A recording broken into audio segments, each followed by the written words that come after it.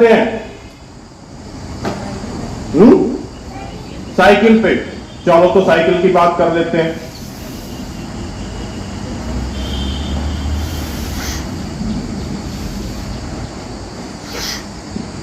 यहां बैठे हुए जो ड्राइवर साहिबान हैं और टीचर्स है, मेरा एक निवेदन है उनसे, ये जो जनरेशन बैठी हुई है ये 3 तरीके से सीखती है। हमने भी 3 ही तरीके से सीखा है। पहला पढ़ के, दूसरा देख के, तीसरा सुन के। हम जो देखेंगे, हम जो पढ़ेंगे या सुनेंगे, हम वो ही सीखेंगे। हर स्कूल के ड्राइवर के ऊपर एक इतनी बड़ी जिम्मेदारी है कि इनको एक बेहतर नागरिक बनाने के लिए हमें खुद सुधरना होगा। अब अगर हम रोंग साइड चलेंगे तो ये तो यही देखेंगे, अगर हम बिना सीट बेल्ट लगाए चलेंगे तो वो भी यही देखेंगे। तो पहले हमें सुधरना होगा। अब मैं इस बीच में आपको साइकिल से पहले रोड क्रॉस करने का और तरीका पर बता देता हूं। आजा बेटा, शाबाश।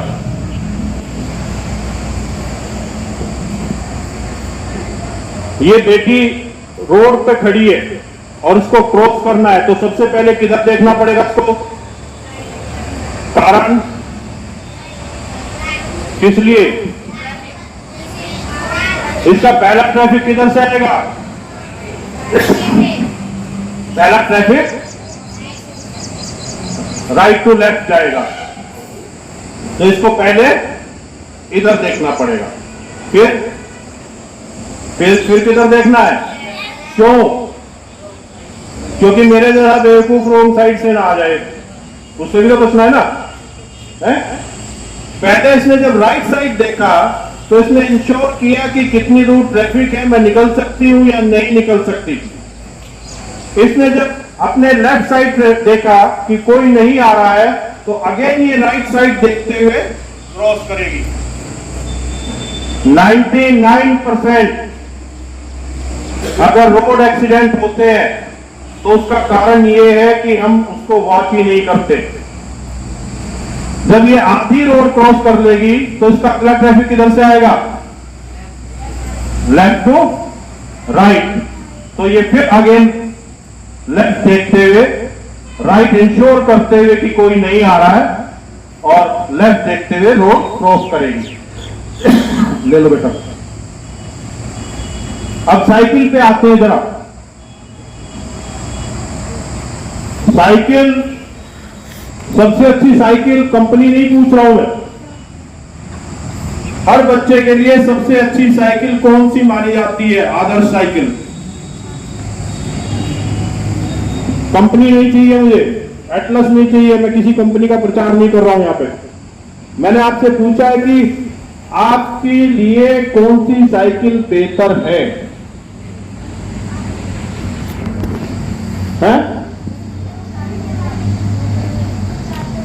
क्या पहिए वाली? वो फिर साइकिल में नहीं रहती बेटा, मैंने 2 व्हीलर पूछा। साइकिल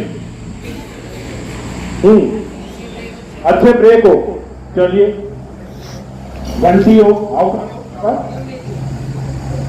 अच्छे ब्रेक हो, घंटी हो, ठीक है, हवा ठीक हो, ये भी ठीक है। और जिसमें टायर में हवा ज्यादा हो, जिसमें घंटी हो, जो हाइट के अकॉर्डिंग हो। मेन चीज ये है कि हाइट के अकॉर्डिंग आपने साइकिल तो ले ली अच्छी, घंटी भी अच्छी, सब कुछ चीज अच्छी, लेकिन बैठे हैं ऊपर, पैर नीचे नहीं आते। जिसके ऊपर बैठ के आपके दोनों पैर आ सके वो आपके लिए बेहतर साइकिल है। साइकिल के पीछे रिफ्लेक्टर होना बहुत जरूरी है। जो साइकिल के एक्सीडेंट्स होते हैं वो मोस्टली रात में इसलिए होते हैं क्योंकि आगे जाने वाले, रात पीछे से आने वाले ट्रैफिक को ये मालूम नहीं होता कि आगे साइकिल है। तीसरी चीज की एक ड्रिल है। और ड्रिल ये है कि आप दोनों घर से निकलने से पहले दोनों हाथों से हैंडल पकड़े और उसको धक्का दें और ब्रेक मार के देखें। अगर वो ब्रेक आपके लग रहे हैं तो इसका मतलब वो परफेक्ट है। अब इसके लिए एक ड्रेस कोड होती है। ड्रेस कोड हर गाड़ी के लिए होती है। आप स्लीपर में गाड़ी नहीं चला सकते, साइकिल से लेके और कोई भी जो भी मैकेनिज्म की चीजें हैं, अगर आप स्लीपर पहने हुए हैं तो नहीं चला सकते। क्यों? क्योंकि स्लीपर कभी भी निकल सकता है आपके पैर से। जब तक आपका पैर कॉम्पैक्ट ना हो जूते में या आपके किसी सैंडल में, तब तक वो चलाना अनिवार्य नहीं है। दूसरा, आप लूज कपड़ों के साथ कोई भी मैकेनिज्म की गाड़ी नहीं चला सकते, वो साइकिल हो, मोटरसाइकिल हो, वो कोई भी हो, क्योंकि लूज कपड़े अगर पहनेंगे तो आपके चैन में, आपके किसी भी चीज में आ सकते हैं। और गर्ल्स को तो स्पेशली समझाया जाता है कि जब वो साइकिल पे चलती हैं तो अपने दुपट्टे को वो बांध के रखें, जिससे वो आपके चैन में ना आए। इसके ऊपर हेलमेट होना भी जरूरी है, लेकिन हमारे देश में हेलमेट पहनना एक इंसल्ट समझा जाता है, बेइज्जती है, क्योंकि वो शाहरुख खान वाले बाल नहीं नजर आएंगे ना फिर उड़ते हुए। साइकिल के बाद किस पे आते हैं बच्चों? मोटरसाइकिल पे। मोटरसाइकिल पे पहली चीज क्या अनिवार्य है? सबसे पहले हेलमेट। 1 2 3 4 5 6, छठा बच्चा मेरे पास आ जाओ, उस लाइन का बीच का।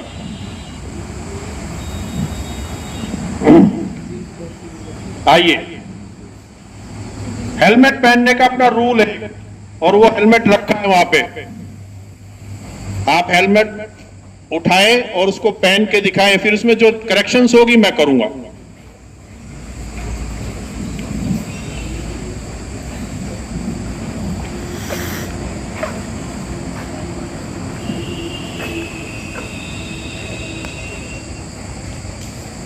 ठीक पहना है या नहीं? ये ठीक है या गलत है? छोटा है। क्या छोटा है? हेलमेट नहीं, हेलमेट छोटा नहीं है, हेलमेट ठीक है। ये स्ट्रिप दोस्त कैसा रखना पसंद करेंगे आप? दोस्त कैसा पसंद करते हैं रखना? जो आपके बुरे समय में आपका साथ दे, वही तो दोस्त रखते हैं। ये हेलमेट आपका दोस्त है। और ये स्ट्रिप बांधने का एक रूल है, 3 फिंगर रूल्स। 3 उंगलियां आपकी लगाई हुई स्ट्रिप में आराम से आ सके। अगर वो ढीली है तो समझ लेना दोस्त आपका कमजोर है। अगर वो टाइट है तो समझ लेना आपका दोस्त आपके गर्दन को मरोड़ने के लिए तैयार बैठा हुआ है। ये 3 फिंगर्स रूल, अगर आपकी 3 उंगलियां इसमें आराम से आ रही है तो एक्सीडेंट के टाइम पे ये आपको छोड़ के नहीं भागेगा। दूसरा, अगर ये टाइट है तो एक्सीडेंट के समय पे आपके गर्दन को ये नहीं तोड़ेगा। ये हेलमेट लगाने का नियम है। ISI मार्क का ही हेलमेट होता है। मैं किसी कंपनी का नाम नहीं लूंगा क्योंकि ये किस लिए होता है? किसकी सुरक्षा के लिए? सिर की। और शूज किस लिए होते हैं? अरे तुम भी बोल लो भाई, छोटे छोटे से बोल रहे हैं बेचारे। शूज किस लिए होते हैं? पैरों की सुरक्षा के लिए।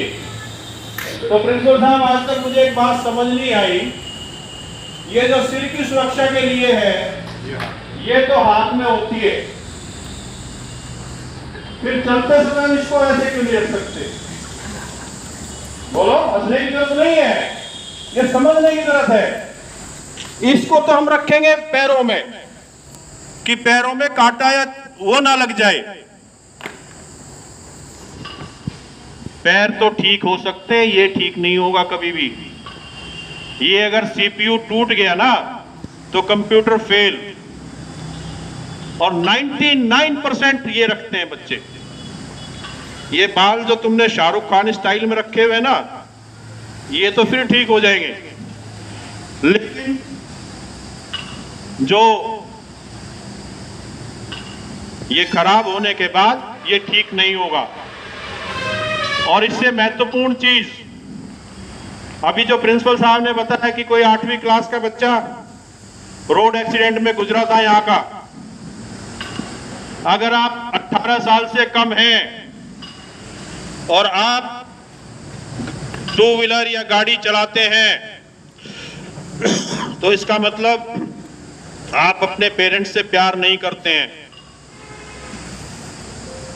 अगर इंसिडेंट में कोई जान चली गई तो उसकी तो मैं गारंटी लेता नहीं हूं, लेकिन अगर इंसिडेंट में हाथ पैर टूट गए तो सबसे पहली जो पुलिस की पकड़ होगी वो उस व्यक्ति पे होगी जिसके नाम वो मोटरसाइकिल या 2 व्हीलर है।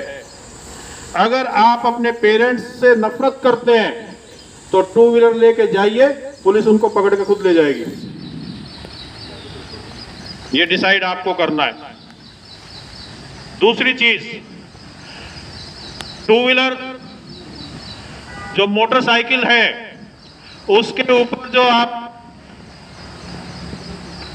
फिल्मी स्टाइल में जो आप चलाते हैं, तो तुम्हें एक चीज बता रहा हूं, 3 चीजें। प्रिंसिपल साहब जो फिल्मों में स्टंट करता है उसके पास 3 चीजें होती हैं। फुल सिक्योरिटी इक्विपमेंट्स, एक साथ में एम्बुलेंस खड़ी हुई, और तीसरी उस सीन करने का पैसा, और चौथी सबसे बड़ी चीज रिटेक। अगर वो सीन फिल्म डायरेक्टर के हिसाब से नहीं फिल्माया गया तो कट, दोबारा से।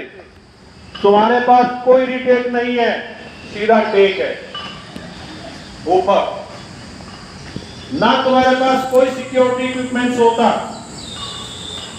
जब तुम घर से चलते हो तो तुम्हारे पेरेंट्स के हार्ट ऐसे करते रहते हैं, पता नहीं आएगा कि नहीं आएगा, क्या होगा क्या नहीं होगा।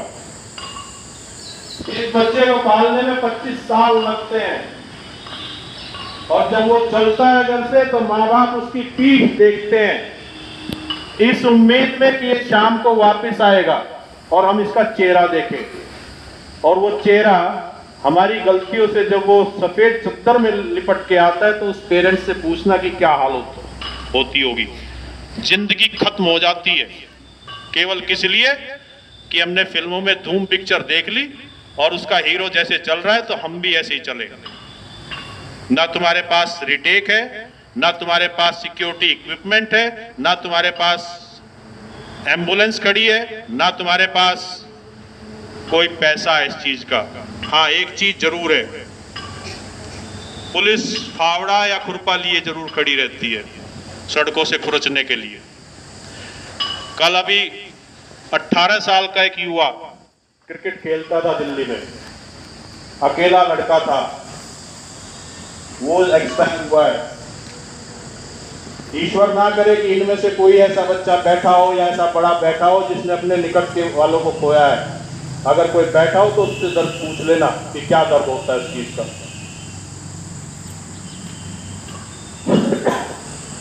अब चलिए अगली चीज, मेरा यहाँ निवेदन टीचर से भी है कि अगर आप स्कूल में 2 व्हीलर पे आते हैं तो प्लीज हेलमेट लगा के आए, क्योंकि यमराज के पास ये कोई प्ली नहीं है कि जी मुझे तो 2 ही कदम पे जाना था। घर से निकले, जितने टीचर्स बैठे हुए हैं जेंट्स, मेरा आप लोगों से सवाल है कि आप जब 2 व्हीलर पर चलते हैं अपनी पत्नियों के साथ, क्या उनको हेलमेट लगवाते हैं क्या? ईमानदारी से बता दो जी। लगाते हैं एक? हाँ जी, है? खुद ही नहीं लगाते। चलो खुद तो लगाएं ना लगाएं, प्रिंसिपल साहब जो अपनी पत्नी को हेलमेट लगवा के नहीं जा रहा तो इसका मतलब समझ लेना अपनी पत्नी से पीछा छुड़ाने के चक्कर में है वो। बड़ी साफ कह रहा हूं, खुद तो उसने पहन लिया हेलमेट और पत्नी को कह देना कि तुझे जरूरत नहीं है। क्यों भाई, यमराज उसके लिए कोई एक्सक्यूज करेगा? चलिए अब अगली चीज, यहाँ पे 9th 10th 11th 12th के बच्चे बैठे हुए हैं। सीट बेल्ट जो होती है वो टीचर्स भी हैं और हमारे ड्राइवर्स भी हैं। केवल 9th 10th 11th 12th के बच्चे बताएंगे कि सीट बेल्ट क्यों लगाई जाती है, किस लिए जरूरी है। ये केवल ये 1 2 3 4 5 6 लाइन। हाँ, मैंने सीट बेल्ट कहा है, एयर बैग नहीं। हाँ, किस चीज की सेफ्टी के लिए? खड़े होके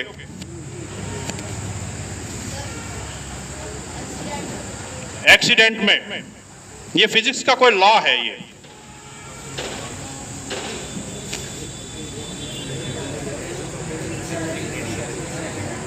मुझे फिजिक्स का लॉ बताइए किसका है और कौन सा लॉ है ये?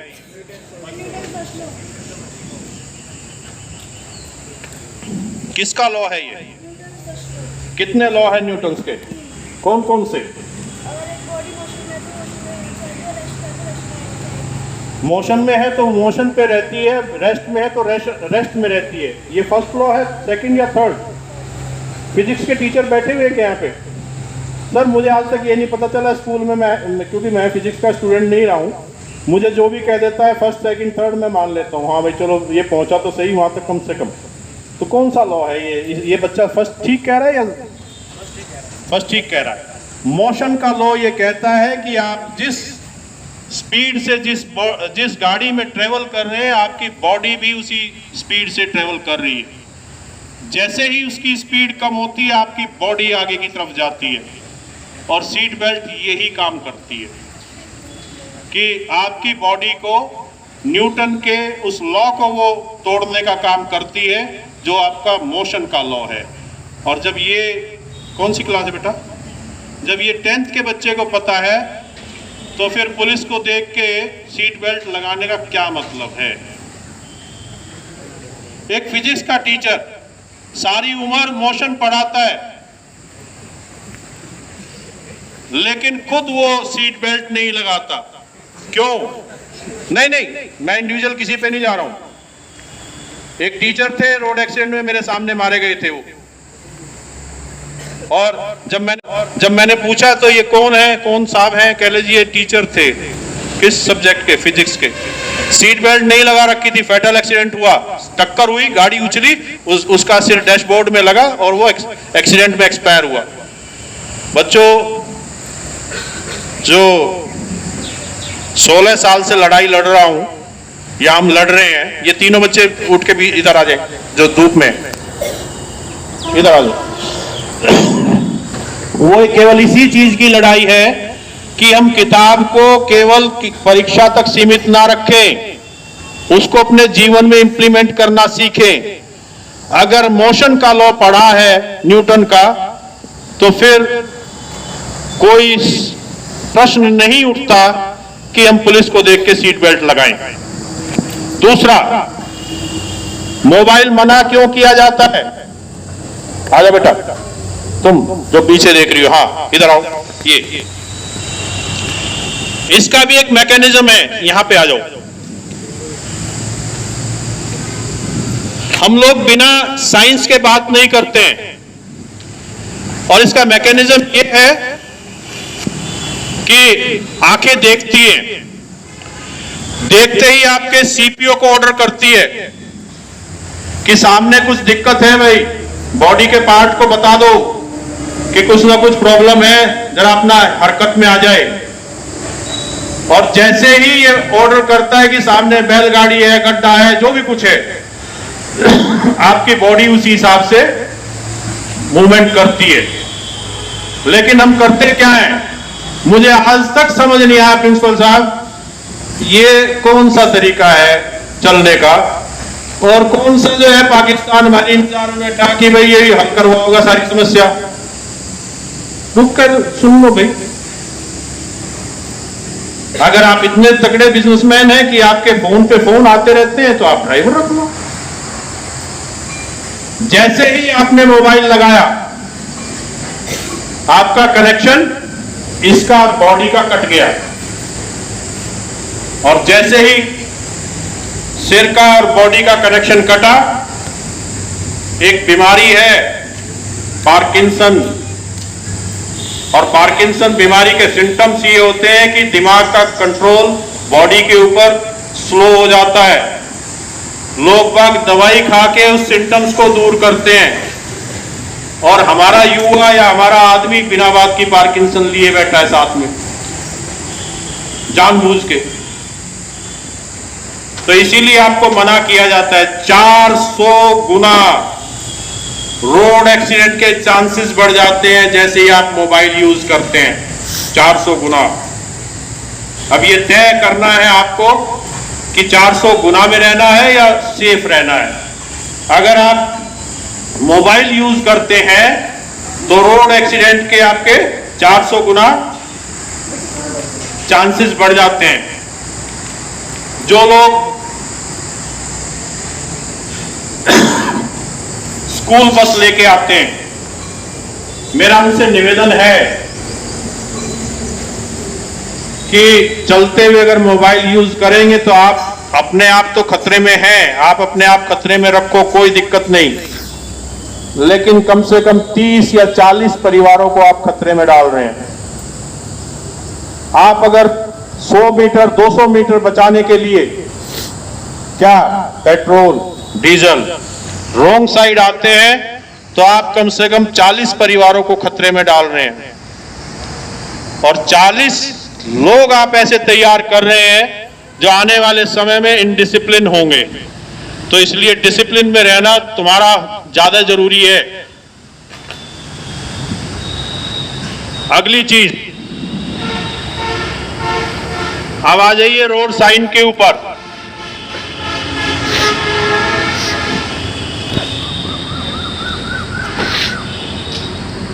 ये 3 लाइटें आपको रोड के ऊपर मिलती हैं। इसका मतलब स्टॉप, इसका मतलब। अब अगला सवाल हाथ खड़ा करके बताना, इकट्ठा नहीं। इसका मतलब क्या है बड़ों में? किस चीज के लिए वेट?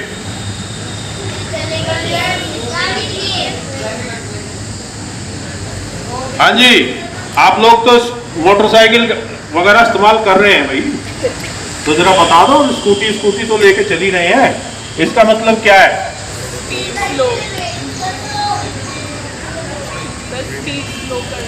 स्पीड स्लो करनी। किस लिए? या तो ट्रैफिक जोन एरिया है। किसके बाद ये आती है? सर रेड लाइट के बाद में। ये ग्रीन के बाद आती है,